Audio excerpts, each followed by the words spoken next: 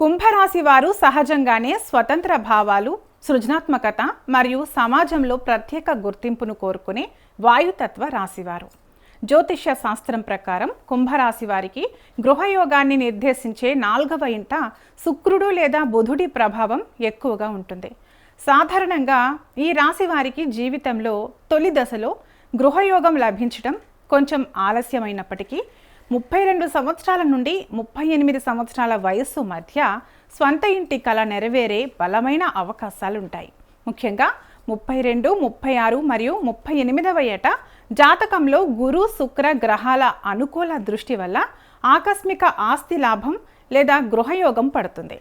ఈ రాశి వారు శనిదేవుని ప్రభావం వల్ల ఎంతో కష్టపడి స్వశక్తితోనే తమ సొంత ఇంటి సామ్రాజ్యాన్ని నిర్మించుకుంటారు.